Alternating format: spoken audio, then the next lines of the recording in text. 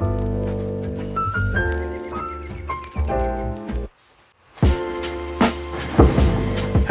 everyone!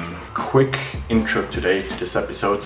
It's about a new experiment that I'm doing. In general, I always strive to be efficient and reduce downtime and reduce inefficiencies in things that especially in things that I do often. And one thing that I do very often is be on calls. Intro calls, getting to know someone, be it a startup, another investor, someone in the blockchain space, and so on and so forth. And I usually schedule these calls for no longer than 30 minutes. And what I've realized is that very often we spend at least 1/3 of that call just introducing each other and giving each other background and context for how we ended up on this call. And what I think is inefficient about that is not that the information is not good. I think it's very important to have that background information, and it's good to hear from someone and get that color that comes with talking instead of just reading a bio of someone or looking at someone's LinkedIn. But it's inefficient because it's mostly one person talking at the other person. So I'm doing an experiment. Right now I created a video which is basically the introduction that I would give to someone if they are talking to me as an investor, be it a startup that I consider investing in, or be it another investor or someone in the blockchain space. This is usually the background I would give them. And so in order to skip that during the calls, what I've done is I've created a video, and you'll see it right after this, where I introduce myself and I sent that out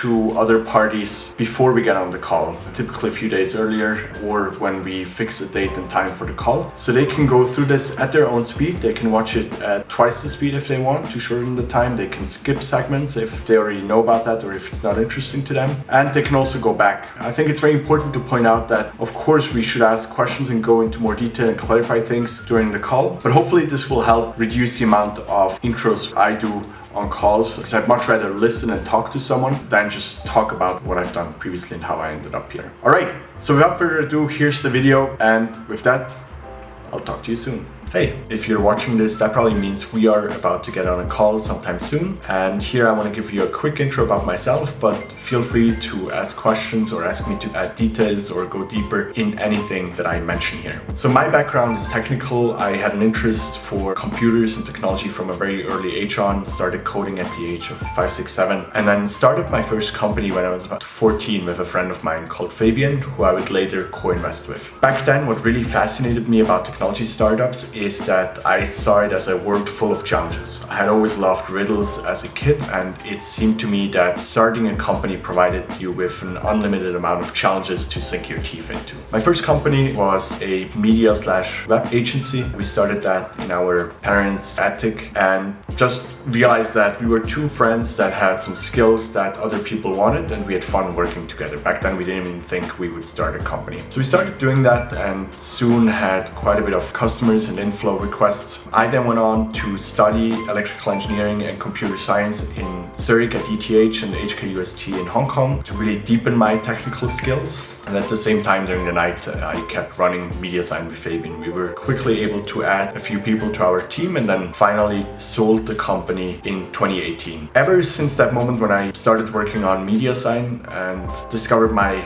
passion for the challenges that starting a young business offered, I think I became interested in getting more and more of that. So after a few years after starting MediaSign, I decided to also go into other technology ventures and work on other projects. That led me on a trip around the world. I've worked with A Small World, which was a social network in New York. I've worked in a bank on the technology side in London, worked on a payment startup called SumUp in Berlin, worked on an online tailor in Hong Kong, and so on and so forth. So between the age of 14 and 25, I think I was exposed to about 6 or 7 different projects, all one after the other, and it taught me a whole lot. And then at the age of 25, I realized that it'd be even more fun for me to parallelize my learning process. And that's when we started Tenderloin Ventures. Fabian and I decided to put some money into a pot.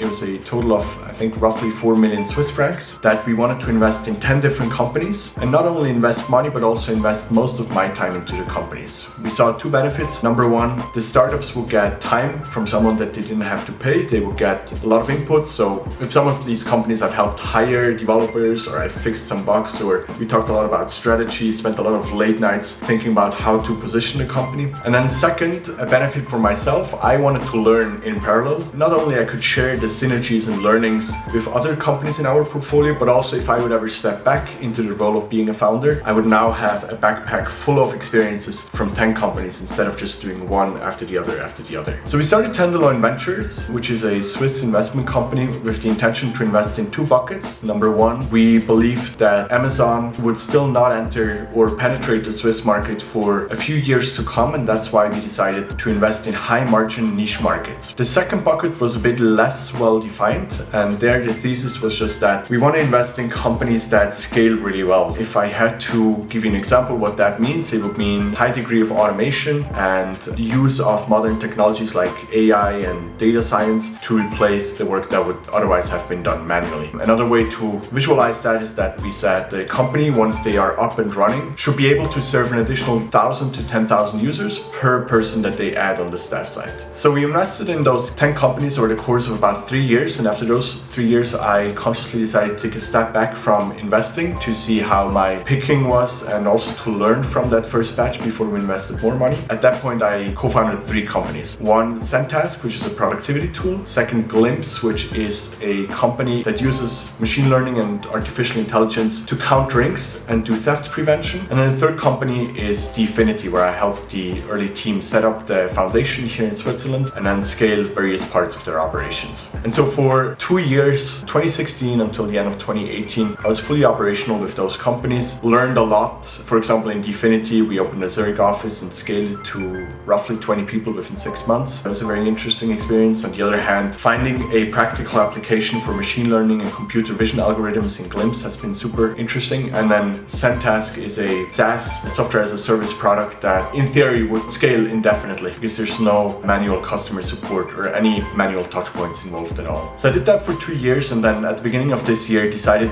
to take a step out of my operational role and go back into investing for a number of reasons. One, some of these companies have grown quite a bit. Dfinity had grown to I think about 70 people at that point, and I realized that my sweet spot is with younger and smaller companies. I think typically I'm most happy in an environment that's still very much fluid, and it's all about finding your first customers, launching your first product, and putting together an all-star team at the very beginning. That typically happens within the first 24 months when the company is also a bit smaller. So I decided to go back into investing, this time with a very clear focus based on our learnings from the first batch, which is B2B SaaS companies. Some of our B2B SaaS companies in the Tenderloin Ventures batch have done really well. Examples are Frontify or ZenJob that have grown quite a bit and are amazing to watch to see what kind of companies and value the founders behind those companies are driving. And now Fabian and I are setting up a new investment company that will invest in a larger scale, more cases than just 10, but more focused on the B2B SaaS cases. B2B because we believe that B2B companies, even though they have longer sales cycles, are less dependent on competition. I think in B2C, where you often sell through channels where customer acquisition cost quickly raises once a new competitor enters the market, are a bit more susceptible. So we like B2B for that reason, but also because we think we as investors can provide more value to each additional portfolio company. Because I think that the playbooks for sales and marketing and various processes in B2B companies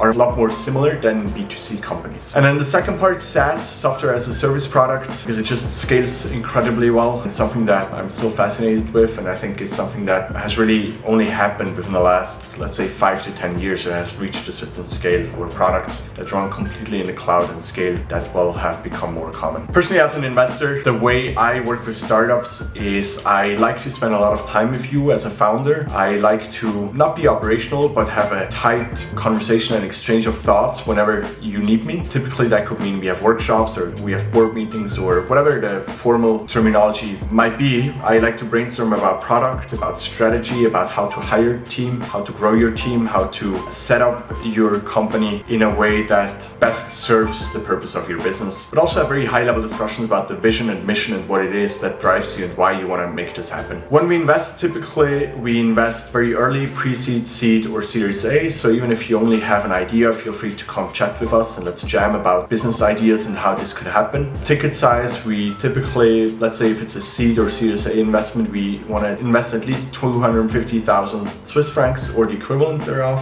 up to like a million Swiss franc equivalent. We typically invest somewhere in Europe. Our focus so far has been in, let's say, between Berlin and Zurich, and then we everything in between, but we're very open to investing in all of Europe and potentially also in the US. All right, I hope that has given you some background, and I'm looking forward to our call.